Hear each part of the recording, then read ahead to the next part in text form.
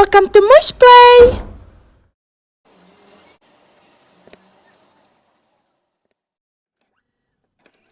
Hi everyone, I'm back again with another story called Wombat Stew. This is one of my favorite books as well. I hope it's one of yours as well. It's written by Marcia K. Vaughan and drawn by Pamela Lofts. Let's have a look at the book. One day, on the banks of a billabong, a very clever dingo caught a wombat and decided to make wombat stew. Wombat stew, wombat stew, gooey, brewy, yummy, chewy, wombat stew. Sounds yummy, doesn't it?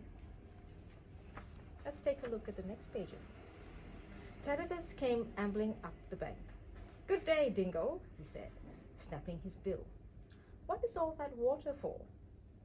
"I'm brewing a gooey, chewy stew with that fat wombat," replied Dingo with a toothy grin. He's got a nice grin. "If you ask me," said Platypus, "the best thing for a gooey stew is mud. Big blobs of billabong mud." "Blobs of mud?" Dingo laughed. "Ha ha ha. What a good idea. Righto, in they go." So Platypus scooped up big blobs of mud with his tail and tipped them into the billy can. Let's see how that goes. Around the bubbling billy, Dingo dance and sing. "Wombat stew, wombat stew, gooey, brewy, yummy, chewy, wombat stew, ha ha ha." He seems very happy with himself.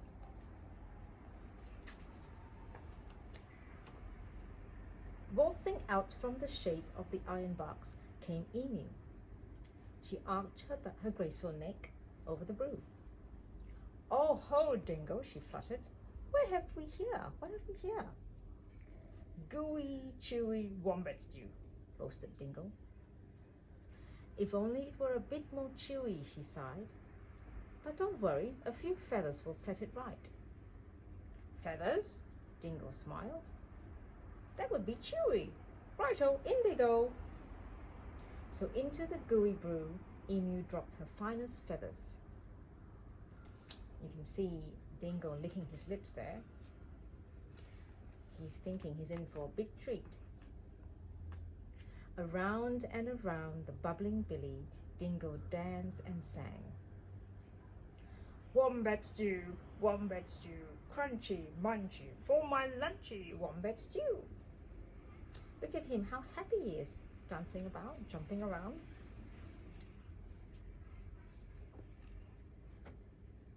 Old Blue Tongue the lizard came sliding off his sun-soaked stone. "Silly Dingo," he hissed. "There are no flies in this stew. Can't be wombat stew without crunchy flies in it." And he stuck out his bright blue tongue. "There's a lot to be said for flies," cried Dingo, rubbing his paws together. "Righto, in they go." So Lizard snapped 100 flies from the air with his long tongue and flipped them into the gooey, chewy stew. I wonder how it's going to taste now. Around and around and around the bubbling billy, Dingo danced and sang. "Wombat stew, crunchy, munchy, for my lunchy, wombat stew." Oh, he seems very, very happy.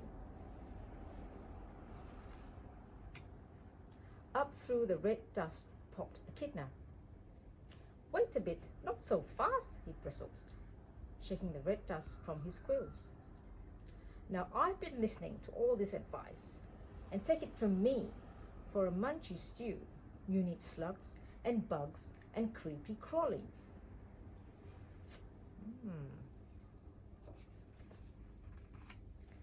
Dingo wagged his tail. "Why, I should have thought of that. Righto, in they go." So there they go, all the creepy crawlies into the wombat stew.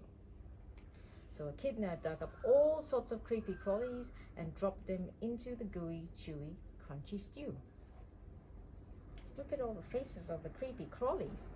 I bet you wouldn't want to be one of them. Into the hot soup they go. The very clever dingo stirred and stirred, all the while singing. Now you can join us with this. Wombat stew, hot and spicy, oh so nicey. Wombat stew. He's so happy with himself, while all the other animals just watch on, watching him stir the stew. Just then, the sleepy-eyed koala climbed down the scribbly gum tree.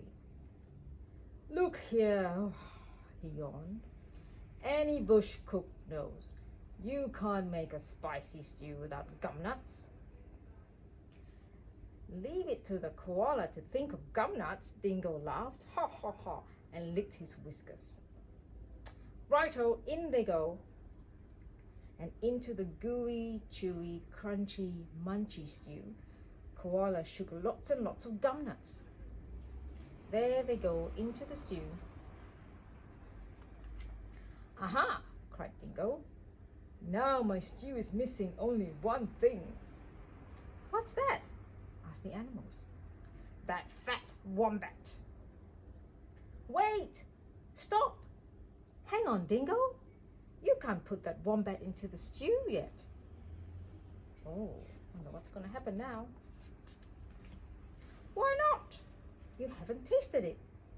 Righto, I'll taste it. And that very clever Dingo bent over the billy and took a great big slurp of the stew. Ah, Gruffy! Oh, I'm poisoned, he howled. You've all tricked me! Look at his face. Look at what happened. He tasted the stew. And I don't know what's going to happen now. Let's have a look at the next page. And he dashed away deep into the bush, never again to sing. You can join me in this. Wombat stew, gooey, brewy, yummy, chewy, wombat stew. Yippee! Well, yippee for the wombat. He's saved from being put in the stew. So that's a good ending in some ways, isn't it? That's the end of the book. Join me again next time for another interesting story. Bye-bye.